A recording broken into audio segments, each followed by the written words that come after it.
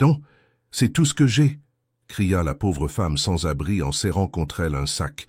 Le millionnaire était certain d'avoir attrapé une voleuse, mais en voyant ce qu'il y avait dans le sac, il se mit à pleurer.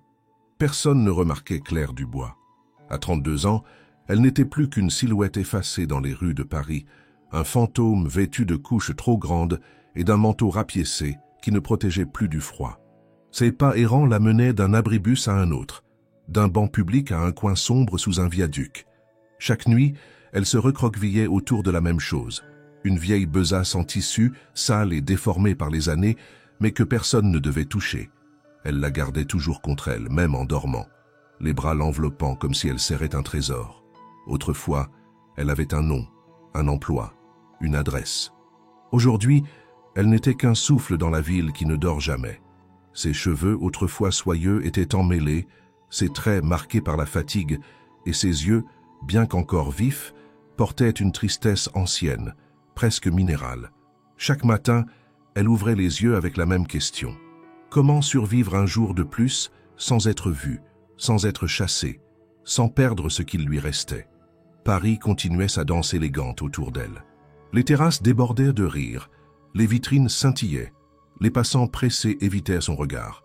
Dans le métro, elle devenait transparente. Les contrôleurs, les voyageurs, tous détournèrent les yeux comme si sa simple existence remettait en cause la façade lisse de la capitale. Elle s'était habituée à cela, à ne plus exister aux yeux des autres, à marcher comme une ombre. Ce jour-là, la pluie tombait en fines aiguilles sur les toits gris de la ville. Claire s'était réfugiée sous une marquise, près de la place Vendôme, bien trop élégante pour quelqu'un comme elle. Elle savait qu'elle ne pourrait pas y rester longtemps avant qu'un vigile ou un concierge ne la chasse, mais elle n'avait plus la force de continuer à marcher. Ses jambes étaient douloureuses, ses mains tremblaient. Elle resserra les bras autour de sa besace, la posa sur ses genoux et baissa la tête, espérant devenir invisible une fois de plus. Mais le destin, ce jour-là, en avait décidé autrement. Une berline noire se gara à quelques mètres d'elle. Les portes s'ouvrirent, révélant une silhouette imposante en costume sur mesure. Antoine Morel venait de sortir d'un gala de charité, ironiquement organisé pour soutenir les sans-abri de la région parisienne. Il tenait encore à la main le programme de la soirée, indifférent au discours qu'il avait entendu. Il n'y croyait pas vraiment, à ces actions symboliques qui n'allaient jamais assez loin. Il pensait en termes d'efficacité, de chiffres, de stratégie. Ce monde-là, celui des oubliés, ne faisait pas partie de son quotidien. Pas jusqu'à aujourd'hui. Ses pas le menèrent vers son chauffeur, mais quelque chose attira son regard. Une femme accroupie, boueuse, trempée, regardant fixement son véhicule. Ou plutôt, sa besace tournée vers la roue arrière. Il fronça les sourcils. Un geste vif de Claire, peut-être un simple ajustement de position, fut mal interprété. Antoine crut voir un mouvement suspect. Était-elle en train de fouiller, de voler? Son cœur accéléra, plus par réflexe de défense que par réelle peur. Il fit un pas vers elle, brusque, décidé. Claire le vit approcher et se redressa immédiatement en alerte. Il était grand, sûr de lui, son manteau encore sec malgré la pluie. Un homme qui n'avait jamais connu la faim, pensait-elle, ni la honte de demander une soupe chaude. Elle sentit le danger avant même qu'il ne parle. « Vous avez touché à ma voiture ?» lança-t-il d'une voix dure, presque mécanique. Claire recula d'un pas, gardant la besace contre elle. Ses bras la serraient comme un bouclier. Elle secoua la tête, mais les mots ne vinrent pas. « Qu'est-ce que vous cachez là? Vous croyez que je ne vous ai pas vu ?» Son ton tranchait avec les sons élégants du quartier. Un passant s'arrêta, intrigué. Claire sentit son cœur battre plus vite. Elle avait été vue. Elle ne voulait pas ça. Pas maintenant. Pas comme ça. « Non, c'est tout ce que j'ai !» s'écria-t-elle enfin, d'une voix tremblante mais forte. Cette phrase fendit l'air comme une lame. Tout s'arrêta un instant. Antoine, surpris par le désespoir dans sa voix, fit un pas en arrière. Claire, haletante, se courba davantage sur son sac, les yeux grands ouverts, prête à le défendre coûte que coûte. Il aurait pu s'arrêter là, partir, ignorer cette scène comme toutes celles qu'il avait déjà croisées sans y prêter attention. Mais quelque chose le figea. Peut-être la manière dont elle avait crié, peut-être la peur dans ses yeux, ou peut-être cette pluie incessante qui semblait vouloir laver plus que les rues de Paris. Claire ne savait pas encore que ce moment, ce cri lancé entre les flaques, allait tout changer, que son invisibilité venait de prendre fin. et que derrière les vitres d'une voiture noire, un monde entier commençait à basculer. Les pavés de la rue brillaient sous la pluie, luisants comme des écailles noires. Les gouttelettes ruisselaient sur les vitres des boutiques de luxe, s'écrasant sur les trottoirs sans que personne ne s'en soucie. Antoine Morel n'aimait pas attendre. Son regard passait d'un coin à l'autre de la rue, cherchant une explication au malaise qui venait de s'installer dans son estomac. Ce n'était pas de la peur, c'était une certitude glaciale. On venait de le voler. Il avait pour habitude de tout maîtriser. Son emploi du temps était minuté, ses rendez-vous verrouillés, ses investissements surveillés jusqu'au moindre centime. Alors l'idée qu'une parfaite inconnue, sale et recroquevillée à côté de sa voiture, puisse avoir eu l'audace de s'en approcher, le rendait furieux. Il contourna le véhicule, le regard rivé sur la besace que la femme pressait contre sa poitrine. Cette sacoche déformée était trop volumineuse pour ne contenir que des effets personnels. Il s'arrêta à 1 mètre d'elle, dardant ses yeux sur le tissu imbibé d'eau. « Qu'est-ce que vous avez pris? Montrez-moi ce qu'il y a là-dedans. » Claire recula d'un pas, les lèvres tremblantes. Elle n'avait pas volé. Elle n'avait même pas bougé, sauf pour s'éloigner de la pluie. Elle savait pourtant que sa simple présence suffisait à éveiller la suspicion. C'était toujours comme ça. Une femme seule, sale, silencieuse, forcément dangereuse aux yeux de ceux qui vivaient au sec. « Je n'ai rien fait, » murmura-t-elle sans succès. « Montrez-moi ce sac. » Immédiatement, répéta Antoine, la voix plus sèche encore. Son chauffeur, alerté par le ton de son patron, fit quelques pas en avant mais resta à distance. Il savait que son rôle s'arrêtait là, observer et intervenir seulement si l'ordre était donné. Une femme dans la rue? Pas un adversaire, pas une menace, juste une nuisance. Autour d'eux, la rue n'était pas encore vide. Quelques personnes ralentirent le pas. Certains sortirent leur téléphone. Dans le Paris d'aujourd'hui, il ne fallait que quelques secondes pour qu'un incident devienne viral. Un homme bien habillé face à une sans-abri criait suffisamment fort pour attirer l'attention. Une caméra de sécurité en hauteur tournait doucement vers la scène. « Non !» cria soudain Claire, sa voix montant d'un seul coup, comme arrachée à sa gorge. « Non, c'est tout ce que j'ai. » Elle enlaça sa besace avec une telle intensité que ses ongles s'enfoncèrent dans le tissu détrempé. Antoine fit un geste brusque, franchissant la distance entre eux d'un pas sec. Il s'était toujours montré rapide dans ses décisions, tranchant dans ses actions. Ce jour-là, il n'allait pas tergiverser. Saisissant la besace de force, il tenta de l'arracher. Claire résista avec une force que personne n'aurait imaginée. Sa voix se brisa à nouveau. « Non, je vous en supplie. » Mais il était trop tard. Antoine avait tiré. Le sac céda, s'ouvrant sous la pression. Il allait crier, lancer une injonction, mais les mots restèrent suspendus à ses lèvres. Là, devant lui, entre les pans ouverts du sac, n'était ni un portefeuille, ni des objets de valeur, ni quoi que ce soit appartenant à lui. Ce qu'il découvrit lui glaça le sang. Un petit corps, roulé dans une couverture élimée, immobile. Un visage rond, endormi. Des cils minuscules sur des joues pâles. Un bébé. Un vrai bébé. Le monde sembla s'arrêter. Les bruits de la rue s'éteignirent. Antoine ne respirait plus. Il cligna des yeux, espérant une illusion, un malentendu. Mais non. Le corps remua légèrement, émettant un soupir fragile. C'était un enfant, âgé peut-être de quelques mois à peine, blotti au fond de ce sac de misère, protégé par une mère qui venait de hurler sa détresse au monde entier. Claire s'était effondrée à genoux.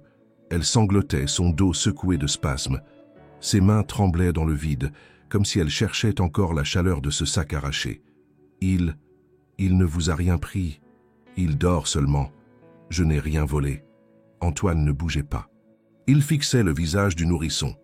Et là, au creux du tissu, un petit morceau de papier dépassait. Il le saisit presque mécaniquement, le dépliant lentement.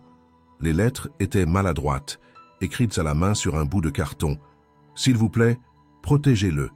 Il est tout ce qu'il me reste. » Ces mots, simples, dénués de fioritures, le transpercèrent. Il sentit une pression étrange au fond de sa gorge. Son esprit rationnel, celui qui gérait des millions d'euros, des centaines d'employés, des contrats à n'en plus finir, fut incapable de réagir. Son cœur, quant à lui, résonnait d'une dissonance nouvelle. Un millionnaire sur le trottoir, figé par une vie fragile qu'il ne comprenait pas. Le silence fut brisé par des murmures. Des passants s'étaient approchés. Une femme pointa du doigt la scène. Un autre filmait discrètement. Un homme en uniforme, un agent de sécurité du magasin voisin, intervint, la main tendue vers Claire. « Cette femme met en danger un nourrisson, déclara-t-il. Il faut appeler la police. » Claire tenta de parler, mais les mots ne sortaient-ils plus. Seules les larmes coulaient librement sur son visage creusé. Elle ne criait plus, elle ne se défendait plus. Elle n'était que douleur, offerte au regard de tous. Antoine, toujours debout, toujours tenant ce sac entrouvert, sentit quelque chose changer en lui. Il aurait pu tout arrêter, fermer le sac, partir, laisser le bébé aux services sociaux, la femme aux autorités, retourner à sa vie confortable et lisse. Mais il n'y parvint pas. Ce n'était pas seulement le contenu du sac, c'était l'écho de cette phrase. C'est tout ce que j'ai. Un écho qui s'était glissé sous sa peau, qui battait contre sa cage thoracique. Il s'agenouilla, posant lentement la besace sur le sol. Puis, contre toute attente, il tendit une main vers Claire. « Comment s'appelle-t-il » La question, inattendue, suspendit l'action autour d'eux. Claire releva la tête, les yeux baignés de larmes, et répondit dans un souffle « Louis ». Ce prénom fut comme une clé, un point de bascule. L'histoire venait de commencer. Le silence s'était imposé comme un rideau épais, troublé uniquement par le bruit régulier de la pluie qui s'abattait sur les trottoirs parisiens. Antoine, encore à genoux, tenait la besace entr'ouverte entre ses mains. Il n'osait plus bouger, comme si le moindre mouvement risquait d'éveiller une tempête. Dans la poche détrempée du sac, le petit corps dormait paisiblement, ignorant la tension, l'humiliation et les regards incrédules qui pesaient sur sa mère. Claire, accroupie à côté de lui, fixait son fils comme si elle craignait qu'il lui soit arraché pour de bon. Autour d'eux, la scène prenait des airs d'absurde théâtre. Les passants formaient un cercle discret, tenant leur souffle entre deux gouttes. Certains murmuraient, d'autres sortèrent leur téléphone. L'homme en uniforme ne bougeait plus, incertain de la marche à suivre. Il avait vu des cas de mendicité, de vol, de violence même. Mais une femme sans abri transportant un bébé caché dans un sac, c'était autre chose. Une frontière qu'il n'avait jamais franchie. Antoine, pourtant, n'écoutait rien. Son esprit s'était accroché au billet qu'il tenait toujours entre ses doigts. Le carton, jauni et gondolé par l'humidité, avait des bords irréguliers, comme arrachés à la hâte d'un emballage. L'écriture était incertaine, presque tremblante, mais les mots y étaient clairs. « S'il vous plaît, protégez-le. Il est tout ce qu'il me reste. » Ce n'était pas une supplique, c'était une demande finale, une prière à un inconnu. Il regarda à nouveau le bébé. Son petit visage, bien que sale, portait une sérénité presque cruelle, comme si, dans le chaos qui l'entourait, il restait le seul être détaché de tout. Il était blotti dans une couverture usée, autrefois blanche, aujourd'hui grise, au coin rongé.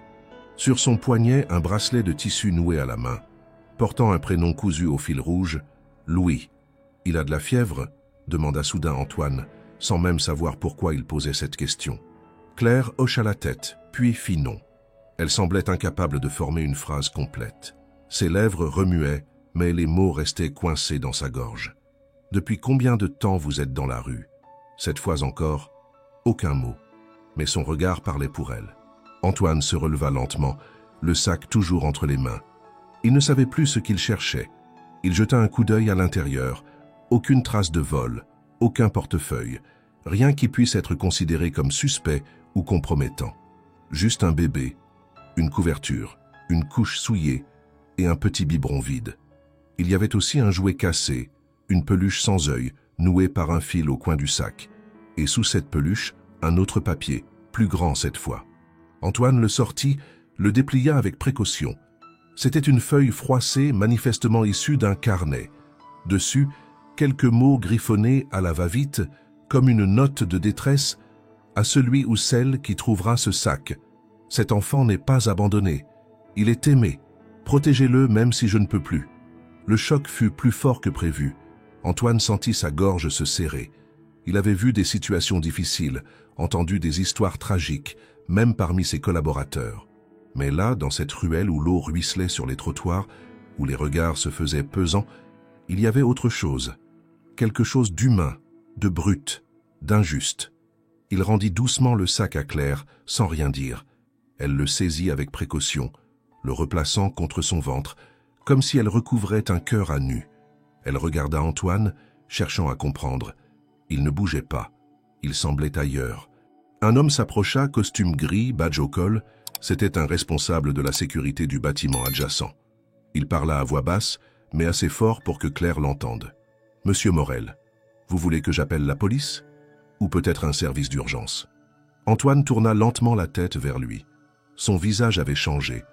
Les traits étaient plus durs, mais les yeux, eux, trahissaient un tumulte intérieur. Il ne répondit pas tout de suite.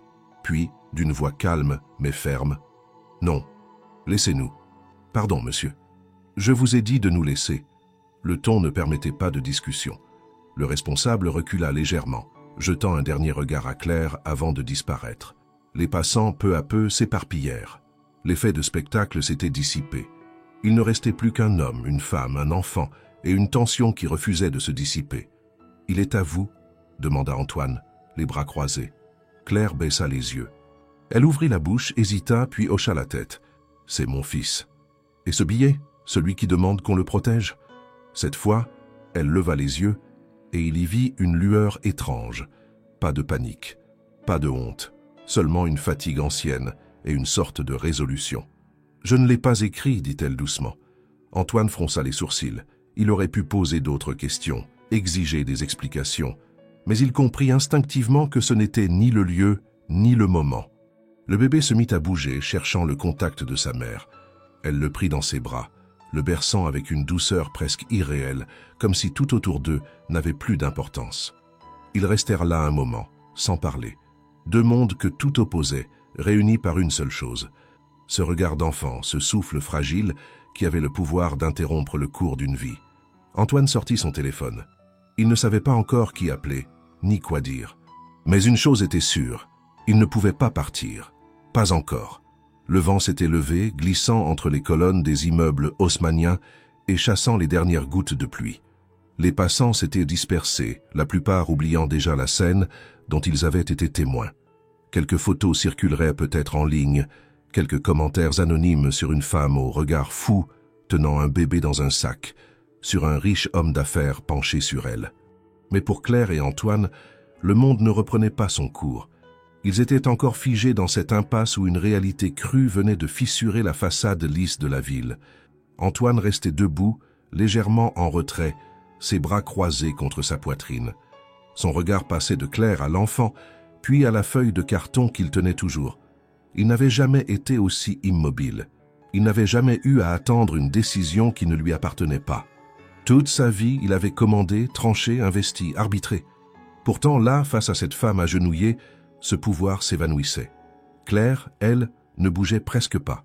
Elle était redevenue statue, comme tant de fois sur les bancs publics, sur les marches froides de la station République, sous les ponts de la Seine. Sauf qu'à cet instant, elle savait qu'elle n'était plus invisible. Elle se sentait exposée, jugée, condamnée avant même de pouvoir s'expliquer. Sa gorge brûlait d'avoir hurlé. Son corps, vidé de toute force, se raccrochait à une seule certitude. Louis respirait encore. C'était tout ce qui comptait. Une voix rompit le silence. Un jeune agent de sécurité, sans doute alerté par la radio de son collègue, s'approcha d'un pas rapide. Il était vêtu de l'uniforme d'une société privée, son badge brillant sous les réverbères qui commençaient à s'allumer. Il s'arrêta net en voyant la scène.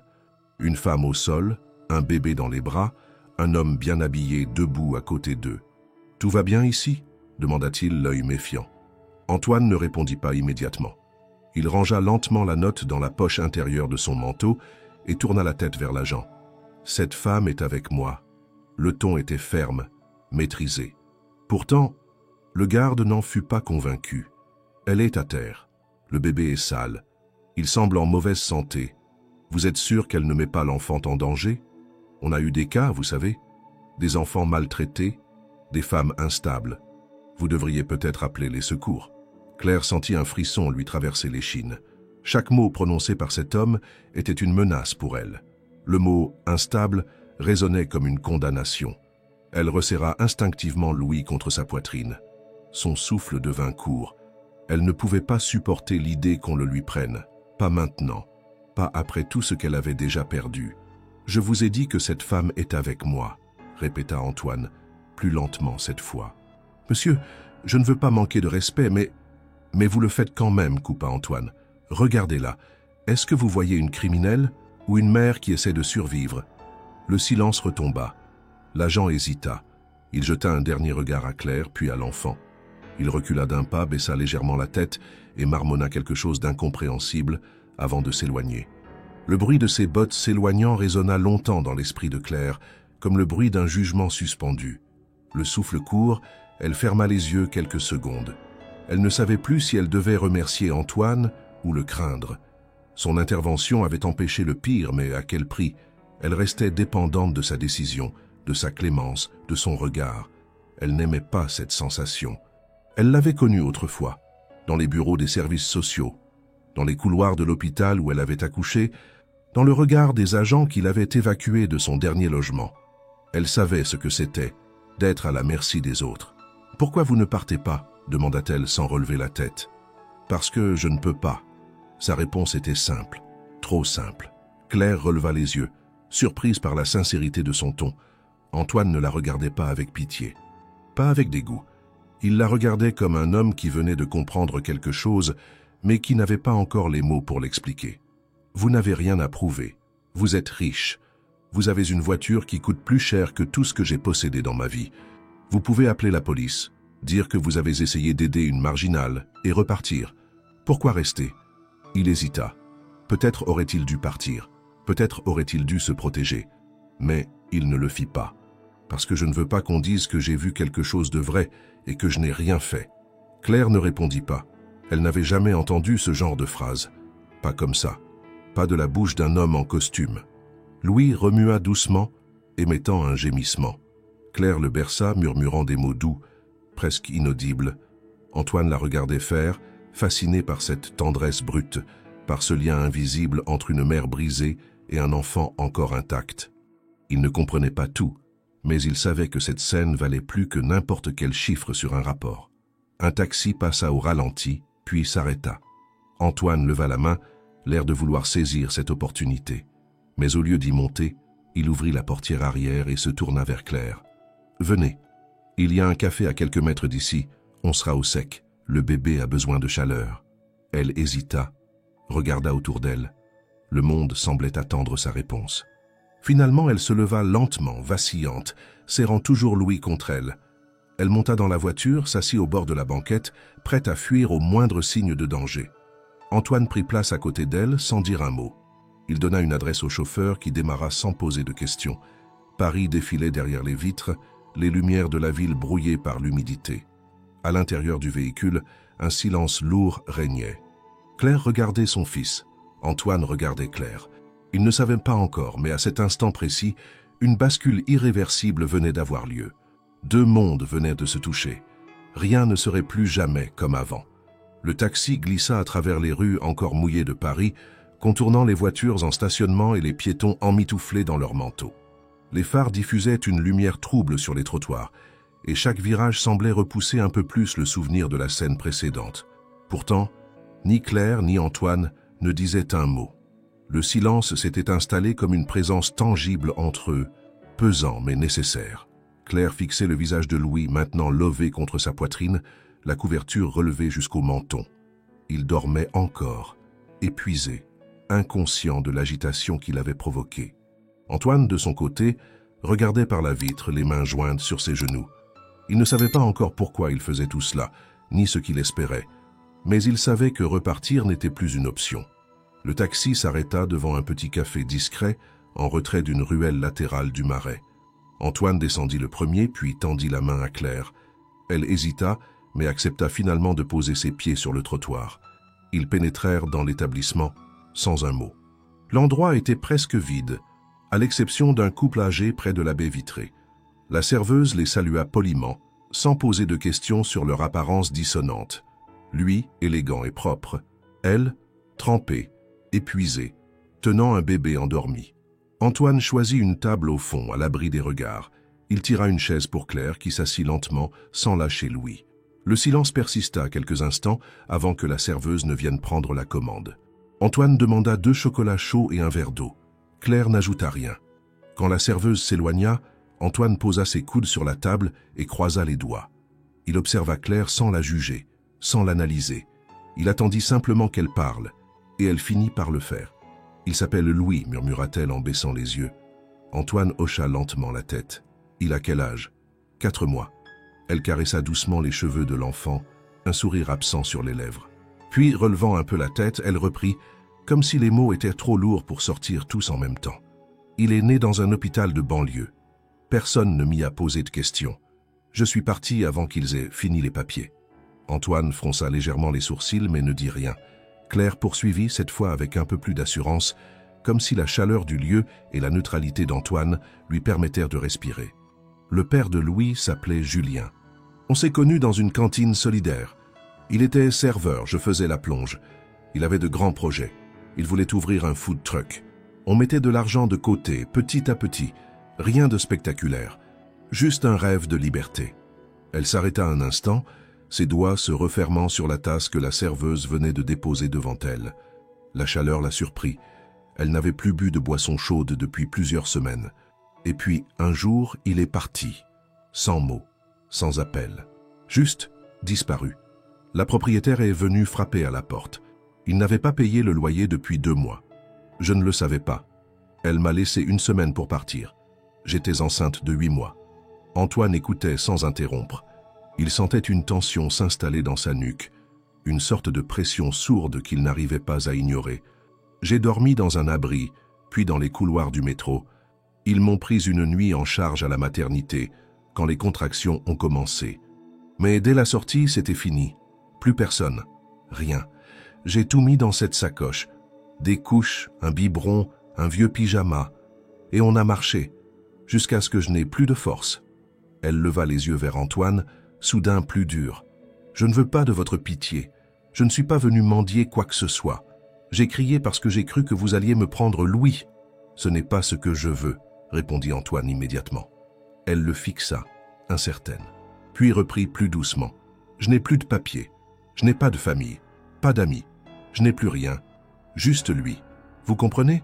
Lui, c'est ma vérité. Mon seul reste. Tout le reste a disparu. Mais pas lui. » Antoine se pencha légèrement en avant. « Le mot dans le sac, ce n'était pas vous qui l'avez écrit ?» Claire secoua la tête. « Non, c'était dans les affaires de Julien. Il avait toujours ce bout de carton dans son portefeuille. Je ne sais pas pourquoi. Il disait que c'était une citation ou une prière. Le jour où il est parti, il l'a laissé sur la table. Alors je l'ai gardé. Et quand je n'en pouvais plus, je l'ai mis dans le sac. Au cas où... » Sa voix se brisa. Elle serra les lèvres, détourna les yeux. Antoine sentit son propre cœur ralentir. Il ne savait plus quoi penser. Cette femme, qu'il avait d'abord crue voleuse, lui révélait un abîme dans lequel il n'avait jamais osé regarder. Il était né à Neuilly, avait étudié à HEC, repris l'entreprise familiale à 30 ans. Sa vie avait été une succession d'objectifs et de conquêtes, mais jamais de pertes, jamais de chute. Et pourtant, à cet instant, il se sentait plus petit qu'elle, parce qu'elle tenait bon, parce qu'elle parlait, malgré tout. Il regarda Louis. Le bébé dormait toujours, mais ses paupières tremblaient, comme si le monde le touchait même en rêve. Julien, il travaillait où exactement? Demanda Antoine, sans expliquer pourquoi. Claire cligna des yeux, surprise par le changement de sujet. Dans une entreprise de nettoyage. Il disait que c'était une filiale d'un grand groupe.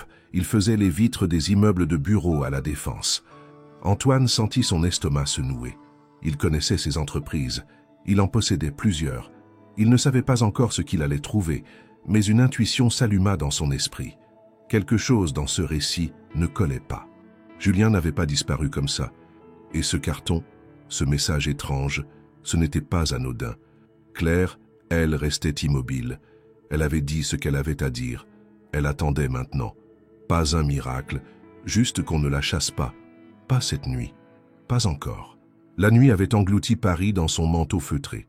Les réverbères jetaient des halos pâles sur les trottoirs, les vitres luisaient comme des lacs de lumière. Antoine, de retour chez lui, retirait lentement son manteau, encore sec de l'intérieur mais imbibé d'un inconfort nouveau. Il posa son téléphone sur la table d'entrée, traversa le grand salon silencieux et s'assit dans un fauteuil en cuir sombre, les yeux perdus dans le vide. La scène du café ne quittait pas son esprit. Le récit de Claire, les détails sur Julien, ce billet étrange retrouvé dans le sac. Tout cela tournait dans sa tête comme une mélodie dissonante. Antoine n'était pas homme à laisser des zones d'ombre dans sa vie. Il avait construit sa fortune sur des faits, des chiffres, des décisions rapides et claires. Mais ce qu'il avait vécu avec Claire était tout sauf clair. Il n'avait aucune preuve que ce qu'elle racontait était vrai. Et pourtant, il la croyait. Non pas à cause de ses paroles, mais à cause de ce qu'il avait vu dans ses gestes, dans sa peur, dans ce regard qu'elle avait eu en parlant de Louis. Ce n'était pas une mise en scène, c'était une déchirure ouverte. Mais il y avait ce détail qui ne collait pas.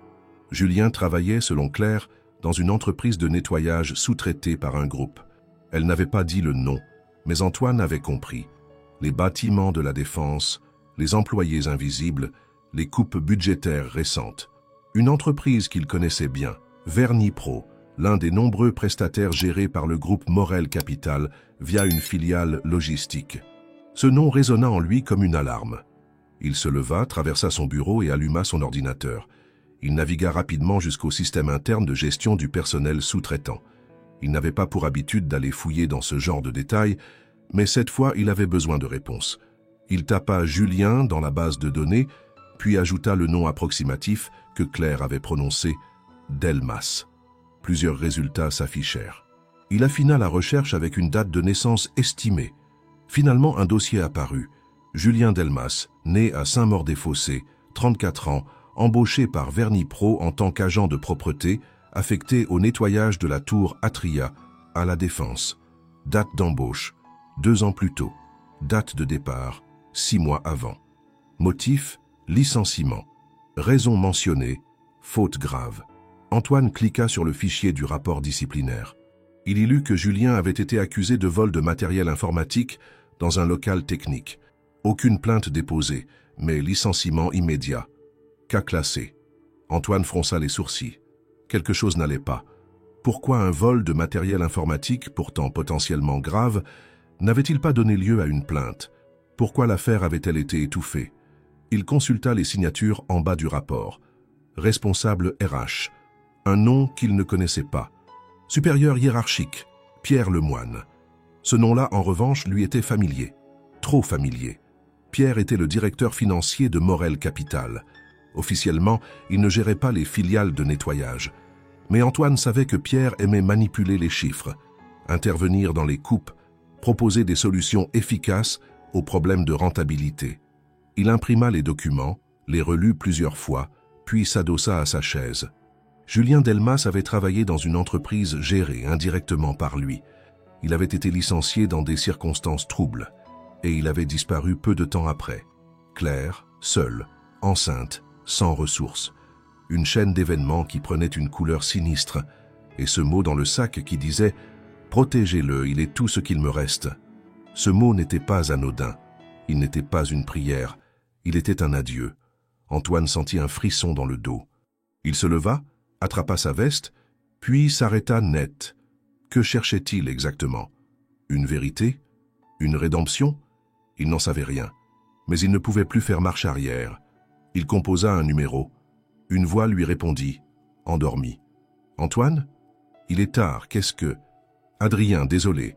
J'ai besoin que tu consultes les relevés de sécurité de la tour Atria. Mois de février. Je veux savoir si les caméras ont capté quelque chose sur un certain Julien Delmas. C'est lié à quoi? C'est personnel. Très bien, je te rappelle dès que j'ai quelque chose. » Il raccrocha. Puis, sans réfléchir davantage, il se mit en route. Il n'avait pas dit à Claire qu'il chercherait des informations. Il ne savait même pas si elle lui en aurait laissé la liberté. Mais il sentait qu'elle ne lui avait pas tout dit. Pas par malveillance, mais par instinct de survie. Elle avait omis des choses. Et peut-être, elle ignorait certaines autres. Le lendemain, dès l'aube, il retourna au café où il s'était assis.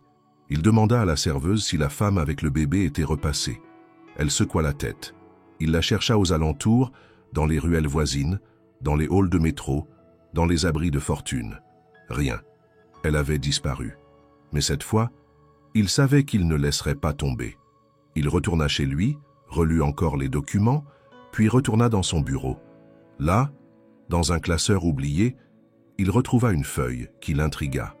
Une lettre signée de Julien Delmas, une demande d'intervention syndicale, datée de 3 semaines avant son licenciement, Motif, pression et menace de la part de sa hiérarchie pour faire signer des aveux. Antoine sentit le sang quitter ses joues. Le cachet de réception prouvait que la lettre avait bien été reçue et ignorée. La vérité commençait à se dessiner. Julien n'était peut-être pas coupable. Il avait peut-être été sacrifié pour protéger quelqu'un. Et ce quelqu'un, Antoine pensait connaître son nom. Pierre Lemoine, celui qui savait comment faire disparaître les erreurs dans les chiffres, celui à qui il avait fait confiance pendant plus de 10 ans. Antoine se leva, jeta un regard à la photo de son père posée sur le mur, puis referma le dossier. Il avait une dette à régler, pas seulement envers Claire, mais envers lui-même. Le vent soufflait froid sur les quais de Seine, rabattant les feuilles mortes contre les grilles rouillées et les murs sombres des immeubles anciens. Paris, en ce début d'automne, respirait la solitude et la rétention, comme si la ville elle-même craignait de révéler ses secrets. Antoine marchait à grands pas dans le quartier de Bastille, une écharpe enroulée autour de son cou, les mains enfoncées dans les poches. Il n'avait rien dit à personne, ni à ses collaborateurs, ni à ses proches. Il savait qu'on ne comprendrait pas, qu'on jugerait, mais il s'en moquait. Il cherchait Claire. Depuis plusieurs jours, il avait mis à profit ses contacts, ses ressources, et même quelques agents de sécurité en civil pour retrouver la trace de la jeune femme. Et finalement, une employée d'un centre d'accueil temporaire lui avait parlé d'une mère avec un nourrisson, hébergé de manière intermittente, qui refusait toute aide formelle. Elle avait donné un prénom, Claire. C'était suffisant pour Antoine. Il avait attendu discrètement devant le centre, assis dans sa voiture jusqu'à l'apercevoir, sortant à pas rapides, Louis contre elle, enroulé dans la même couverture. Elle ne semblait pas l'avoir vue. Il l'avait suivie à distance, sans intervenir. Il voulait comprendre avant d'agir. Ce jour-là, il l'aborda enfin. Claire s'était arrêtée dans un petit parc, près d'un banc abrité, et elle tentait de changer la couche de son fils sur ses genoux. Antoine s'avança sans bruit, puis s'éclaircit la gorge. Claire sursauta, leva les yeux et se figea. « Vous me suivez » demanda-t-elle, les yeux rétrécis. « Pas exactement. Je vous cherche. » Elle replaça un coin de la couverture sur le corps de Louis, puis se redressa lentement. « Je ne veux pas d'ennui. Si vous êtes venu pour me faire des reproches ou pour appeler les services sociaux... » « Non, » l'interrompit Antoine. « Rien de tout cela. » Un silence s'installa. Puis, d'une voix plus posée, il ajouta « Je veux vous aider, pour de vrai, sans condition. » Claire haussa un sourcil, puis secoua la tête. « Il n'y a jamais d'aide gratuite. Pas dans ce monde. Peut-être. Mais essayons quand même. » Il tendit un sac de provisions. Lait infantile, couches, lingettes, quelques vêtements de bébé. Claire hésita, puis saisit lentement le sac, les yeux méfiants. « Merci, » murmura-t-elle. Pendant plusieurs jours, Antoine revint. Il ne lui posait pas de questions, ne faisait pas d'offres. Il s'asseyait parfois à côté d'elle, sur ce banc, apportait du café chaud, parfois une soupe, parfois un livre pour enfants. Claire, d'abord silencieuse, avait fini par parler à nouveau. De petites choses, le froid qui revenait, les autres femmes du centre, les pleurs de Louis la nuit, ses propres douleurs musculaires. Il écoutait, toujours. Jamais de jugement, jamais d'interruption. Un après-midi, Louis tomba malade. Claire l'avait senti tiède le matin, puis brûlant l'après-midi. Elle paniqua. Elle secouait le petit corps, tentait de l'allaiter malgré la sécheresse de ses seins. Antoine arriva à ce moment-là. Elle était en larmes. Il appela immédiatement une de ses connaissances dans le privé, un pédiatre de confiance, qui accepta de recevoir l'enfant en urgence dans son cabinet, discret et chaleureux. Claire refusa d'abord. Elle craignait une dénonciation, un placement, une séparation. Antoine dut la convaincre, mot après mot, regard après regard. Il jura qu'il ne laisserait personne la lui enlever. Elle accepta. Le diagnostic fut une petite infection bénigne, mais les soins étaient nécessaires. Antoine paya sans discuter. Claire pleura en silence. Ce n'était pas la peur ni la honte. C'était autre chose, une fatigue immense, une reconnaissance mêlée de douleur. La relation entre eux changea, lentement, mais profondément. Claire le laissait désormais s'approcher. Elle ne détournait plus les yeux. Elle acceptait qu'il porte Louis parfois. Elle riait même par moments. Elle raconta comment Julien dansait avec elle dans leur minuscule studio sur des airs de vieux jazz. Comment elle rêvait d'ouvrir une petite librairie pour enfants. Comment elle s'imaginait vivre un jour dans une maison avec un jardin minuscule, rien qu'à elle, avec une clôture en bois et une cuisine remplie d'odeurs. Antoine, de son côté, racontait peu, mais il parlait quand même. De son père, trop strict, de son enfance protégée mais froide, de ses années d'études, de ses succès, et surtout de son vide. Il ne le disait pas directement, mais Claire comprenait. Elle lisait entre les lignes. Elle voyait dans ses gestes un homme qui se rééduquait à l'humanité, un pas après l'autre. Un jour, Antoine lui proposa un logement temporaire. Pas un hôtel, une petite maison de jardin dans une de ses propriétés secondaires. Claire se raidit immédiatement. Non, merci mais non. Je sais comment ça marche. Aujourd'hui, c'est un toit, demain, c'est un contrat. Après-demain, c'est la garde qu'on m'arrache. Antoine essaya de la rassurer. Il expliqua que personne ne viendrait la chercher, qu'il ne voulait rien d'elle. Elle refusa encore, puis revint le lendemain, plus calme. Elle expliqua. « J'ai vécu sous le regard des autres, toujours suspecte, toujours indésirable. Je ne peux pas me permettre d'espérer. Pas encore. » Il comprit. Il attendrait. Mais quelque chose avait changé. Elle lui faisait confiance, pas complètement, mais assez pour le laisser entrer dans ce monde minuscule, fragile, qu'elle avait construit autour de Louis. Et lui, pour la première fois depuis des années, avait l'impression d'être utile autrement que par un chèque. Il ne s'agissait pas de charité, ni de rédemption. Il s'agissait de réparation, et peut-être même de commencement. Le ciel de Paris s'était couvert d'un gris opaque, l'air chargé d'une humidité persistante qui collait aux vêtements et s'insinuait dans les os. Claire se tenait sous un abribus, son manteau élimé serré autour de son corps, Louis calé contre elle, endormi après une nuit agitée. Depuis quelques jours, l'automne était devenu plus mordant et les abris du centre d'accueil temporaire étaient surchargés, souvent bruyants et mal ventilés. Elle s'était habituée au froid, mais pas à la peur constante de ne pas trouver un endroit sûr pour son fils. Cette peur la poursuivait, la hantait dans ses rêves, la réveillait avant l'aube. Antoine arriva comme toujours sans bruit. Il portait une écharpe sombre, des chaussures discrètes et cette posture droite qui trahissait son monde d'origine. Il s'arrêta devant elle, observa quelques secondes le visage endormi de Louis, puis s'agenouilla à son niveau. « Il fait trop froid pour lui, Claire. » Elle baissa les yeux, fatiguée d'avance par la conversation à venir. « Je sais, mais je n'ai pas d'autre choix. Vous avez un choix. Je vous l'ai déjà dit. » Elle serra les lèvres. Antoine poursuivit. « J'ai une maison à Neuilly. Dans le jardin, il y a une dépendance, autrefois utilisée par la gouvernante de ma mère. Elle est meublée, propre, chauffée. Il y a une cuisine, une salle de bain, une chambre avec un vrai lit. Vous pourriez y rester, le temps qu'il faut. » Claire tourna la tête, fixant un point invisible au loin. « Vous ne comprenez pas ce genre d'aide. Ça s'accompagne toujours d'un prix. »« Il n'y en a pas, » répondit-il doucement. « Pas cette fois. » Elle ferma les yeux quelques secondes, inspira lentement. « Et si je refuse, vous reviendrez demain avec la même proposition ?» demanda-t-elle, une pointe d'ironie dans la voix. « Oui, » répondit-il, sans hésitation. Cette constance la déstabilisait. Elle n'était pas habituée à l'insistance bienveillante. Elle connaissait l'obsession du contrôle, la manipulation, la pitié condescendante.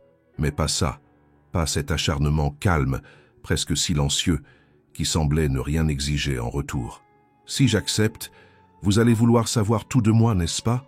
Savoir pourquoi je n'ai pas de papier, ce qui est arrivé à Julien, ce que j'ai fait avant. Non, Claire, ce n'est pas une enquête, c'est une offre. Pour Louis. » Le nom de son fils la toucha. Elle rouvrit les yeux. Louis dormait encore, paisible, sa petite bouche entr'ouverte, les joues rouges du froid.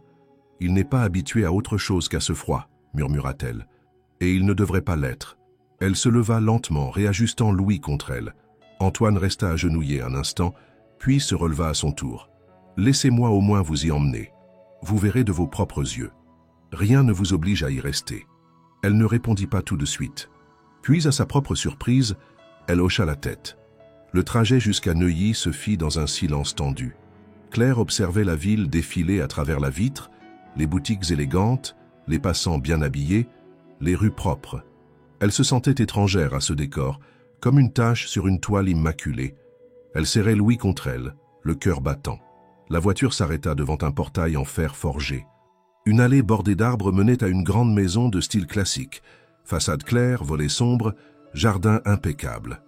À l'arrière, légèrement dissimulée par une haie, une petite maisonnette en pierre claire, aux volets verts. Antoine descendit. ouvrit la portière côté passager. Claire ne bougea pas. « C'est là !» Elle finit par sortir, hésitante. Il ouvrit la porte de la dépendance. L'intérieur était modeste mais accueillant. Un sol en bois ciré, une petite cuisine fonctionnelle, un lit double avec des draps propres, une armoire vide, une salle d'eau à la porte entr'ouverte. Une odeur de savon et de linge propre flottait dans l'air. Claire fit un pas puis deux. Elle s'approcha du lit, y déposa Louis avec précaution. Le bébé remua à peine. Elle resta debout, droite, les bras croisés. « C'est trop », murmura-t-elle. « Je ne peux pas accepter ça. »« Pourquoi ?»« Parce que je n'ai rien à donner en retour. Vous n'avez pas à donner. Vous devez seulement respirer. » Elle s'assit sur le bord du lit, le dos raide, les poings serrés. Antoine s'approcha, s'accroupit à nouveau devant elle. « Ce n'est pas un piège, Claire. Ce n'est pas une dette. Ce n'est pas une faveur. » Elle le regarda dans les yeux. « Et si je fuis demain, si je disparais avec Louis, vous allez me poursuivre? Me traiter de voleuse? Non, mais j'espère que vous resterez. » Elle ne répondit pas. Les larmes lui montèrent aux yeux, mais elle les ravala. Elle n'avait pas pleuré depuis des jours. Elle ne voulait pas pleurer ici, pas dans ce lit trop propre, pas devant cet homme trop calme. « Je vais rester une nuit, une seule. »« Très bien, » répondit Antoine. Il se leva, recula, referma doucement la porte. Claire resta assise longtemps. Elle n'osa pas bouger. Puis, lentement, elle se leva, vérifia la serrure. Elle ferma les volets. Elle alla dans la salle de bain, ouvrit le robinet. L'eau chaude coula. Elle rit. Un rire court, nerveux, presque un sanglot. Elle n'y croyait pas. Elle lava Louis. Elle se lava elle-même. Elle mangea un morceau du pain laissé sur la table. Puis elle s'allongea à côté de son fils. Une nuit, une seule, se répétait-elle. Mais au fond d'elle, elle savait qu'un point avait été franchi, et que cette maison, malgré tout, avait quelque chose d'infiniment dangereux. Elle offrait l'idée d'un futur. La lumière grise du petit matin traversait les volets de la dépendance. Claire, encore engourdie de sommeil, ouvrit les yeux lentement, surprise par la chaleur de la pièce, par la sensation étrange de drap propre sous son dos. Louis dormait à côté d'elle, son souffle régulier rassurant, sa peau moins froide que d'habitude. Un instant, elle oublia où elle se trouvait. Le silence, l'absence de bruit de pas, de voix étrangères, de portes qui claquent, tout cela créait une ambiance irréelle. Ce n'est que lorsqu'elle tourna la tête et vit le petit meuble en bois près du lit qu'elle se souvint. La dépendance, Antoine, la nuit offerte. Elle se redressa, les muscles douloureux de fatigue accumulés. Elle ne savait pas encore si elle allait rester une journée de plus. Elle avait dit une nuit, une seule, mais le sommeil qu'elle avait eu était si profond, si salvateur, qu'elle comprenait à quel point son corps en avait besoin. Elle se leva, fit couler un peu d'eau tiède, changea Louis, lui donna à manger avec les restes du lait préparé la veille. Il tétait avec avidité. Elle sourit malgré elle. Pendant que le bébé s'assoupissait à nouveau, Claire entreprit de remettre un peu d'ordre. Elle plia les draps, nettoya la petite table, vida l'eau du bol qu'elle avait utilisé. Dans un coin de la pièce, sa vieille besace traînait encore, son tissu taché toujours aussi rugueux au toucher. Elle la prit, l'ouvrit pour s'assurer que rien n'avait été oublié, et sentit le poids des objets familiers. Elle y retrouva un bonnet minuscule, 2 cuillères en plastique, quelques papiers chiffonnés. Mais en fouillant plus profondément, ses doigts rencontrèrent une matière différente. Une enveloppe cartonnée, fine, rigide. Elle ne se souvenait pas de l'avoir mise là. Elle l'ouvrit, perplexe. À l'intérieur, une série de documents en mauvais état. Des photographies, des feuilles pliées, un petit carnet déchiré. L'enveloppe contenait aussi une lettre soigneusement pliée, écrite à la main, reconnaissable entre toutes. C'était l'écriture de Julien. Claire sentit son cœur s'arrêter. Elle n'avait jamais vu cette lettre. Elle n'avait jamais su qu'il lui avait laissé quelque chose d'écrit.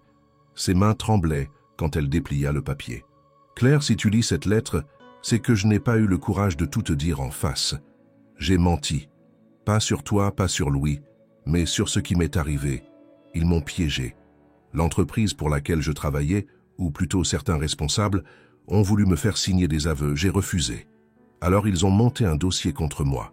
J'ai été accusé de vol, menacé. Ils ont dit que si je ne coopérais pas, ils te trouveraient, qu'ils signaleraient ta situation, que tu perdrais le bébé. Je ne pouvais pas prendre ce risque. Alors j'ai disparu. Les mots se brouillèrent devant les yeux de Claire. Elle s'assit au bord du lit, son souffle court. Elle reprit la lecture, sa gorge nouée. J'ai voulu revenir, mais j'avais trop honte et je n'avais plus rien. J'ai dormi dehors, j'ai cherché du travail sans papier, j'ai eu peur qu'on me reconnaisse.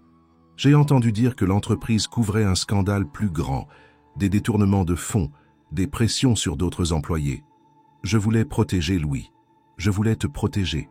Mais je me suis perdu. Je suis désolé. La lettre se terminait sans signature, juste avec un mot griffonné dans un coin. Pardon. Claire resta figée. Elle avait tant de questions. Qui était derrière ces menaces? Pourquoi Julien n'avait-il rien dit? Et comment cette lettre avait-elle fini dans sa besace? Elle fouilla à nouveau dans l'enveloppe. Les photos montraient un Julien avec d'autres hommes en uniforme, dans un local technique. Sur l'une d'elles, prise manifestement à la dérobée, on reconnaissait un bureau avec un logo d'entreprise, une silhouette familière. Elle plissa les yeux. Ce visage, elle l'avait déjà vu. Dans un journal peut-être. Elle se leva, saisit l'un des papiers, un extrait de contrat à moitié déchiré, avec un nom en bas de page, Pierre Lemoine. Ce nom, elle ne le connaissait pas personnellement, mais elle se souvenait d'avoir entendu Antoine le mentionner brièvement lors de leur deuxième rencontre. Un collaborateur, un homme haut placé. Claire comprit alors que ce dossier, bien que vieux et en mauvais état, contenait des preuves, ou du moins des indices solides. Elle réfléchit. Devait-elle en parler à Antoine? Risquait-elle quelque chose en dévoilant ces informations? Elle n'avait pas confiance en ces hommes de pouvoir. Mais Antoine n'avait jamais cherché à lui nuire. Il l'avait protégée, aidée. Quand il arriva ce matin-là, les bras chargés de viennoiseries, il vit immédiatement que quelque chose avait changé. Claire l'attendait debout, l'enveloppe dans les mains. Elle ne souriait pas. « J'ai trouvé ça, dit-elle. » Il posa le sac, approcha. Elle lui tendit la lettre. Il la lut lentement, sans parler, les sourcils froncés. Puis il prit les photos, les papiers. Son visage se ferma. « Pierre, » murmura-t-il. « C'est lui, n'est-ce pas? »« Oui, il est mon directeur financier depuis des années. » Il tourna les pages, relut certains passages. Une tension nouvelle naquit dans ses mâchoires. Ce qu'il a fait, s'il est derrière ces menaces... Julien est parti à cause de lui, dit Claire. Il a fui pour me protéger, pour protéger Louis. Antoine ne répondit pas tout de suite. Il semblait en lutte avec lui-même, comme si chaque phrase de la lettre rouvrait une brèche dans ses certitudes. « Il faut que je parle à Pierre, dit-il enfin, mais discrètement. S'il est coupable, je ne peux pas le confronter sans preuve solide. Ce dossier est un point de départ, mais je vais devoir creuser et agir vite. » Claire le regarda droit dans les yeux. « Si vous le faites, vous risquez quoi? » « Beaucoup. Sa position est forte. Il connaît mes secrets d'entreprise. Mais je ne peux pas ignorer ça. Pas après ce que vous m'avez confié. Pas après ce que Julien a écrit. » Il rangea doucement les documents dans son sac. « Vous me faites confiance ?» demanda-t-il. Claire hésita, puis hocha lentement la tête. « Oui, mais je veux savoir ce que vous découvrirez. » Antoine la regarda longuement. Il comprenait désormais que cette histoire dépassait une simple erreur, un malentendu.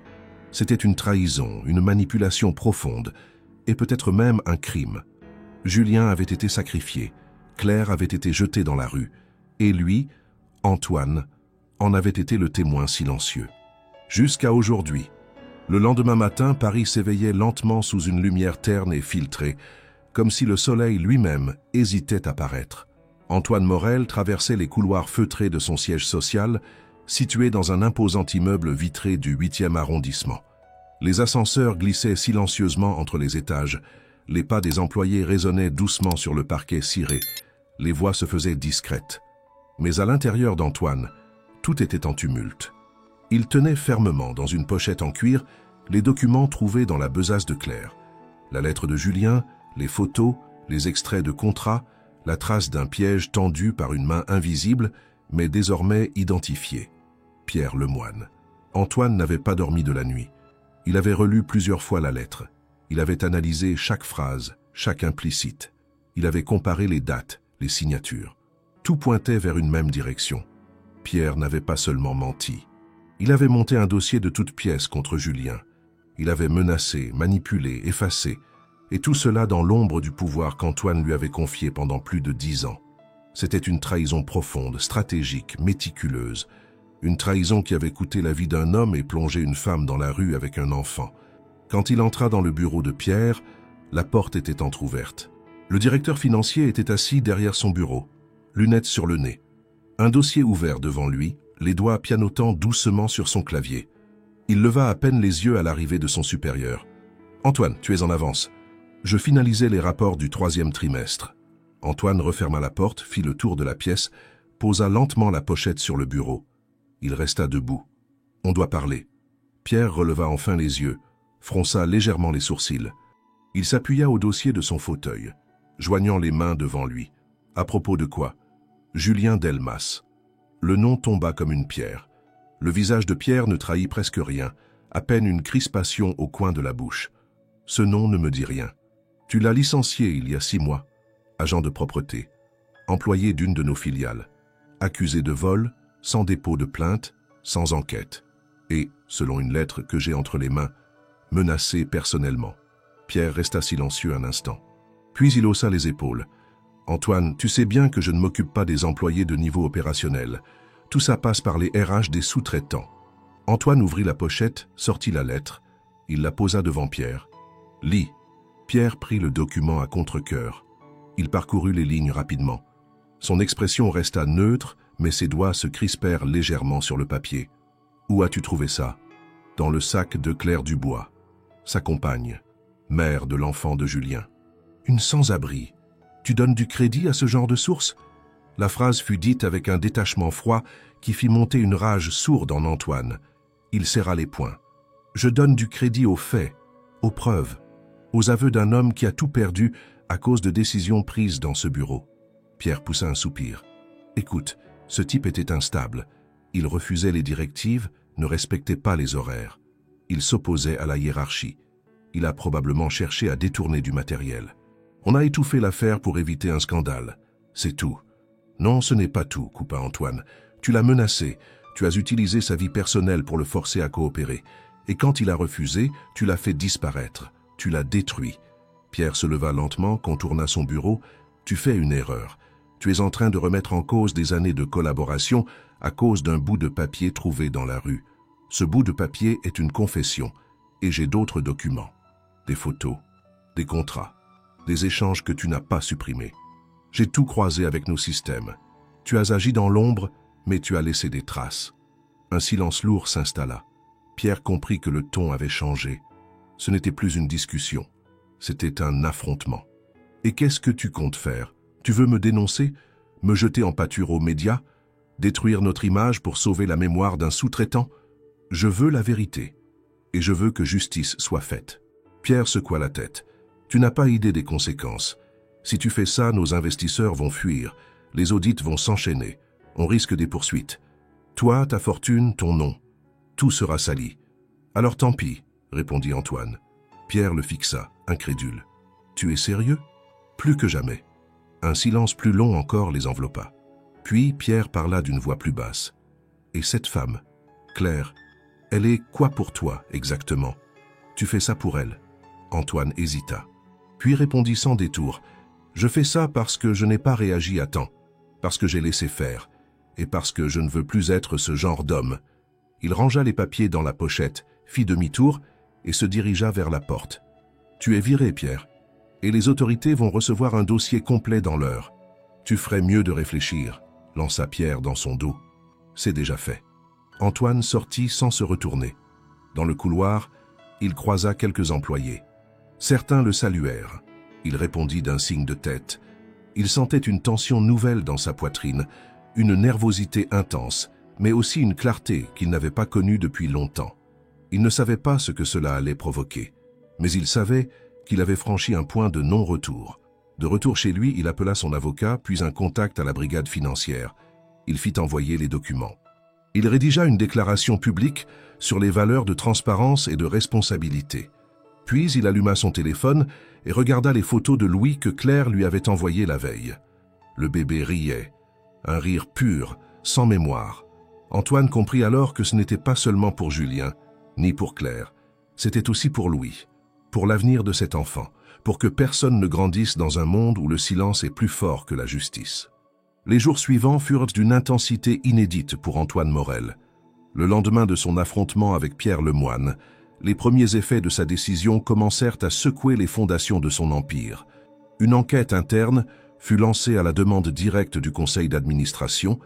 Les partenaires juridiques du groupe exigèrent des explications détaillées et plusieurs actionnaires demandèrent une réunion d'urgence.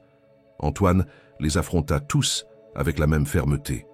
Il ne chercha pas à minimiser les faits ni à détourner l'attention. Il expliqua point par point les abus qu'il avait découverts, la manipulation dont Julien Delmas avait été victime et les raisons de sa décision radicale, rétablir l'éthique au sein d'un système corrompu. Les réactions furent mitigées. Certains saluèrent son intégrité, d'autres le traitèrent d'idéaliste irresponsable. Mais Antoine ne céda pas. Il engagea une équipe d'experts pour auditer toutes les filiales, publia un communiqué officiel déclarant son engagement personnel à soutenir les employés les plus vulnérables de ses entreprises et surtout annonça la création d'un fonds indépendant destiné à venir en aide aux maires en situation de précarité. Une partie significative de sa fortune personnelle fut allouée à ce fonds. Il n'en fit pas une campagne de communication. Il n'accorda pas d'interview. Il voulait simplement que les choses changent. Le soir du 3e jour, il rentra à la dépendance. Claire et Louis n'étaient pas là. Il attendit, inquiet, jusqu'à ce que Claire revienne, trempée de pluie fine, un sac de provisions dans une main et son fils contre l'épaule. Elle entra sans un mot, posa le sac sur la table, puis s'arrêta, le visage figé. « On m'a suivi », dit-elle simplement. Antoine se redressa aussitôt. « Tu es sûr ?» Une femme. Elle prétendait être assistante sociale. Mais elle n'a pas voulu me montrer de papiers officiels. Elle savait mon nom. Elle savait pour Louis. Antoine sentit le froid monter en lui. Il attrapa son téléphone, vérifia les caméras de sécurité. Rien d'inhabituel. Mais il savait ce que cela signifiait. Pierre avait réagi. Il n'avait pas encore tout dit. Et maintenant, il utilisait d'autres moyens pour intimider, pour forcer Claire à fuir. Il la regarda. Elle était pâle, ses yeux brillants de fatigue et d'inquiétude. « Je ne peux pas rester ici, Antoine. S'ils savent où je suis en danger. Louis est en danger. Tu ne partiras pas. Pas seul, pas comme ça. Et si la police vient? S'il m'accuse d'avoir dissimulé des preuves?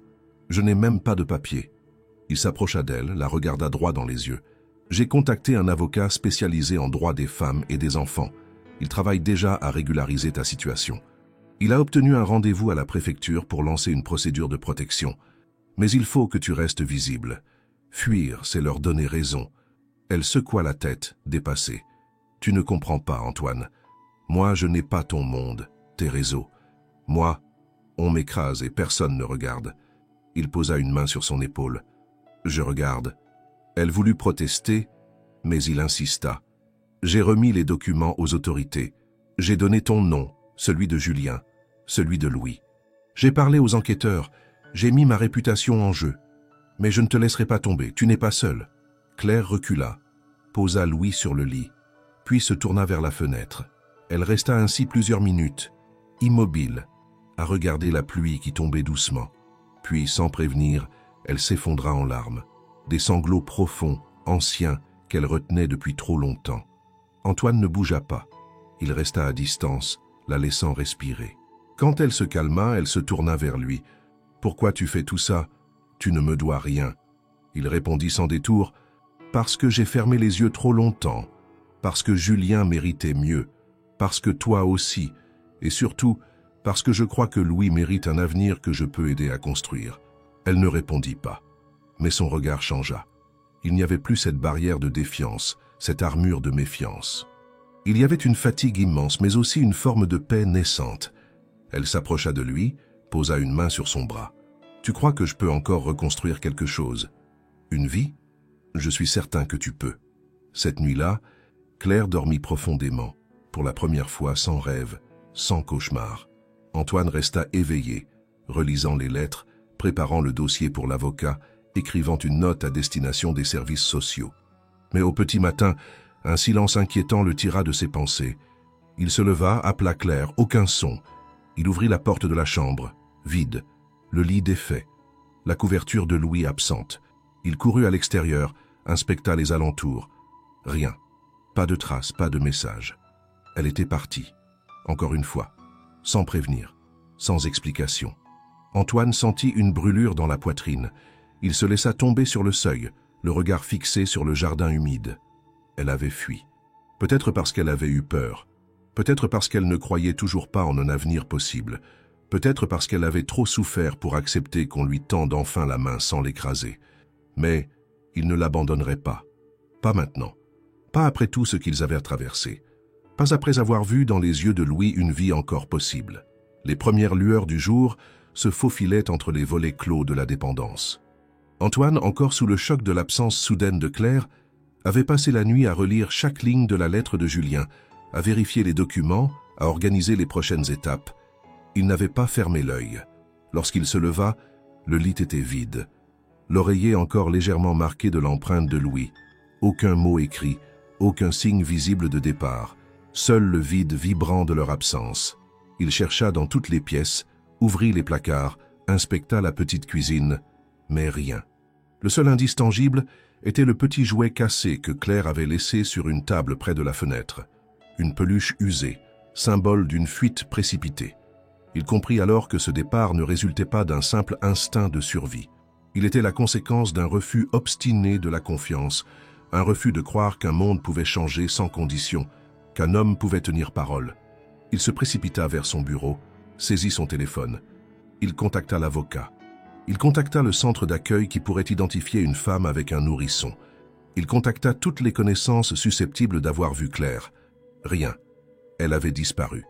Il composa ensuite son chauffeur et l'envoya parcourir les ruelles de l'ancien quartier où il l'avait rencontré au début de leur histoire, les couloirs de la station République, les abris près du métro, les ateliers solidaires. Rien. La journée s'écoula dans l'incertitude. Il parcourut les vidéos de surveillance des zones périphériques, analysa chaque image floue, chaque visage indistinct. Il suivit des pistes sur des blogs associatifs de sans-abri. Il demanda à ses contacts dans la presse de vérifier s'il n'y avait pas eu des signalements. Une traque minutieuse se mit en place. Chaque trace mail, chaque message reçu, chaque témoin potentiel était activement vérifié. Et pourtant, rien. Personne ne l'avait vue. Elle avait disparu sans laisser de traces, comme si elle voulait que tout soit effacé. À mesure que les heures passaient, l'angoisse se mêlait à la culpabilité. Il s'en voulait de ne pas avoir anticipé ce geste. Il se sentait à la fois responsable et impuissant. Plusieurs fois, il imagina la scène. Claire, debout dans la nuit froide, serrant Louis contre elle dans une gare, un train, un quai désert. Il savait qu'elle pouvait se cacher par peur de se retrouver face à des autorités incompréhensives ou face à un système qu'il avait déjà trahi. Il savait qu'elle pouvait craindre ses démarches, sa visibilité. Mais il fallait la retrouver. Il devait la retrouver. Et il devait surtout s'expliquer, lui assurer qu'il ne voulait pas de la remplacer, ni la dominer, ni la condamner à entrer dans un système qu'elle ne comprenait pas. L'après-midi s'épuisa dans des appels, des messages, des rendez-vous ratés. Il finit par se rendre à la gare de Lyon, puis à Montparnasse, avant d'aller jusqu'à Belleville. À chaque endroit, il la chercha, interrogea les personnes, scruta les sanitaires, les bancs publics. Aucun signe de Claire, ni de Louis, rien pour les guider. À la tombée du soir, épuisé, il revint à la dépendance. Le lieu semblait abandonné lui aussi, sans âme. Il s'assit sur le seuil, le regard perdu dans la pénombre. Il attrapa son téléphone, ouvrit l'application de messagerie. Rien, aucun message, aucune notification, rien. Il posa la main sur le téléphone, espérant un signe. Mais rien. Puis, au fond du silence, un coup de fil. Le centre communal d'accueil de Lyon. Une voix calme lui donna des informations fragmentaires. Une femme nommée Claire Dubois, âgée de 32 ans avec un nourrisson de 4 mois, a été enregistrée dans un centre d'accueil provisoire, entrée la veille, sortie le matin même, direction inconnue. L'employé n'avait pas de contact, juste une trace administrative. C'était la première piste concrète depuis des jours. Antoine sentit son cœur battre. Il demanda des coordonnées, une confirmation. Puis de Lyon, il remit en route une équipe. Il envoya des messages. Il appela les associations locales. Il utilisa son réseau pour transmettre l'alerte. Elle était là, quelque part, fragile, invisible, mais vivante. Il reprit la route, monta dans sa voiture, laissa la nuit engloutir son reflet. Paris défilait derrière lui, silencieuse, indifférente. Il se sentait seul, plus seul qu'il ne l'avait jamais été. mais avec une certitude intérieure intacte, il était désormais en mission. Pas pour réparer son image, ni pour briller, pour elle, pour son fils, pour cette vie que Claire portait entre ses bras. Il ne savait pas ce qu'il trouverait, une scène de fuite, une barricade de peur, ou simplement une femme effrayée décidée à protéger son fils à sa manière. Mais une chose était claire, il n'abandonnerait pas. Il n'abandonnerait jamais. La ville pourrait rester aveugle, le monde pourrait rester sourd, mais il continuerait à la chercher jusqu'à ce que Claire et Louis soient hors de danger, et que sa voix faible au cœur de la nuit puisse enfin répondre à une main tendue. Le train ralentit à l'approche de la gare de Lyon-Pardieu, ses roues crissant sur les rails comme un soupir métallique. Antoine se leva avant l'arrêt complet, son sac à la main, le regard tendu vers le quai encore vide. L'annonce résonna dans les haut-parleurs, mais il n'écoutait plus. Il connaissait cette gare, mais jamais il n'y avait mis les pieds avec une telle urgence dans le corps. Depuis l'appel du centre d'accueil, chaque minute avait été une course. Il n'avait pas dormi. Il avait à peine mangé. Tout ce qui comptait, c'était retrouver Claire, la convaincre qu'elle n'était plus seule, qu'elle n'avait plus à fuir, qu'il tiendrait sa promesse, peu importe ce que cela lui coûterait. Il descendit, marcha d'un pas rapide vers la sortie, les yeux balayant chaque visage, chaque silhouette féminine tenant un enfant. Il sortit dans le froid matinal de Lyon, la brume collée aux vitres et aux trottoirs, le cœur battant à chaque regard croisé. Personne. Il suivit les indications du centre d'hébergement communautaire situé à quelques rues de la gare. Une fois sur place, il se présenta, donna son nom, montra les documents du fonds qu'il avait créé, les lettres officielles du ministère prouvant sa volonté de protection et de régularisation. L'assistante sociale, méfiante au début, accepta de vérifier les registres. Oui, Claire Dubois avait bien été là. Oui, elle avait un nourrisson. Non, elle n'avait pas laissé d'adresse. Mais une bénévole se souvenait qu'elle avait parlé d'un refuge pour femmes en difficulté, plus au sud, en périphérie. Antoine reprit la route, appela ce centre, donna une description, insista avec patience. Finalement, une voix au bout du fil répondit « Elle est ici. Elle est arrivée ce matin. Mais il y a un problème. » Il serra le téléphone plus fort. Quel genre de problème? Une contrôleuse des services sociaux a signalé son absence de documents. Elle a été identifiée comme personne à risque. Si personne ne peut prouver une situation légale ou une responsabilité de tutelle, l'enfant peut être retiré pour placement temporaire. Une procédure d'urgence est en cours. Antoine ne répondit pas tout de suite.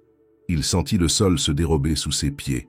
C'était ce qu'elle craignait, ce contre quoi elle s'était battue depuis le début, ce qui avait brisé Julien, ce que lui-même n'avait pas cru arriver si vite. Il demanda l'adresse, se précipita hors du bâtiment, et là un taxi.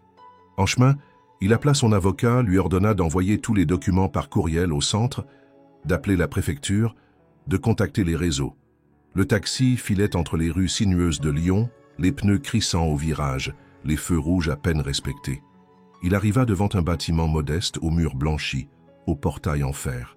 Il descendit avant l'arrêt complet, poussa la porte sans attendre l'accueil. Dans le hall, plusieurs femmes attendaient, assises sur des bancs. Des enfants pleuraient à l'étage. Une odeur de soupe flottait dans l'air. Il la vit aussitôt. Claire, debout près d'un agent administratif, Louis dans les bras, les yeux rouges de colère. Deux femmes en blouse discutaient à voix basse avec un homme portant une chemise bleu clair, dossier à la main. Antoine s'approcha, la voix ferme. « Elle est sous ma protection. Et l'enfant aussi. Vous n'avez aucun droit de les séparer. » Tous les regards se tournèrent vers lui. Claire le fixa. Interdite. Ses lèvres tremblaient. Elle n'osait plus bouger. « Qui êtes-vous » demanda l'agent sur un ton sec. « Antoine Morel, chef d'entreprise, fondateur du Fonds pour la dignité maternelle. Voici les documents juridiques. Et voici les lettres du ministère attestant la procédure en cours pour la régularisation de Claire Dubois et la reconnaissance de sa parentalité. » Il tendit les feuilles imprimées par son avocat. L'homme les prit, les lut en silence. Une des femmes en blouse murmura quelque chose à l'oreille de sa collègue. L'atmosphère changea peu à peu. Le ton devint plus bas. Les regards se firent plus prudents. Claire restait figée. Louis, endormi, contre sa poitrine. « Pourquoi es-tu venu ?» demanda-t-elle, la voix cassée. « Parce que tu es ma responsabilité, et parce que je crois en ce que tu représentes. En toi, en Louis. » Elle baissa les yeux, ne répondit pas. Il s'approcha doucement, posa une main sur son bras. Tu ne seras plus jamais seule, Claire. 1 heure plus tard, après les derniers échanges, les explications, les signatures, ils sortirent ensemble. Il pleuvait doucement. Claire marchait lentement, Louis toujours contre elle. Antoine l'accompagnait sans parler. Ils montèrent dans un taxi, côte à côte. Aucun mot ne fut nécessaire. Le silence entre eux était différent cette fois. Il n'y avait plus de peur, plus de fuite. Juste une fatigue douce, un soulagement retenu. Quelques mois plus tard, dans un petit appartement aux murs clairs du 19e arrondissement, Louis faisait ses premiers pas. Claire, assise sur un tapis coloré, tendait les bras vers lui, riant à chaque mouvement incertain. Dans la cuisine, des jouets étaient éparpillés, un petit cadre photo posé sur une étagère. Elle, Antoine et Louis, pris lors d'un après-midi dans un parc. Rien de formel, juste un moment volé à la vie. Claire travaillait désormais dans une organisation partenaire du fonds, chargée d'accompagner d'autres femmes dans leur retour à la stabilité. Elle parlait peu de son passé, mais elle l'utilisait pour tendre la main aux autres. Antoine, lui, passait parfois les voir, sans protocole, sans costume. Il apportait un livre, un plat cuisiné ou simplement sa présence. Leur lien n'était pas défini, pas figé, mais il était réel, né d'un cri, d'une erreur, d'un sac déchiré. Un jour, alors que le soleil filtrait doucement entre les rideaux, Claire s'assit à côté d'Antoine. Louis jouait sur le tapis, un cube entre les mains. « Tu sais, dit-elle doucement, ce sac, je l'ai toujours. Je n'arrive pas à le jeter. »« Garde-le, répondit Antoine. C'est là que tout a commencé. » Elle hocha la tête. Le silence retomba, apaisé. Il n'y avait rien d'héroïque dans cette histoire, juste des choix, des erreurs, du courage et la volonté farouche de ne pas détourner les yeux. Et parfois, c'est tout ce qu'il faut pour changer 3 vies.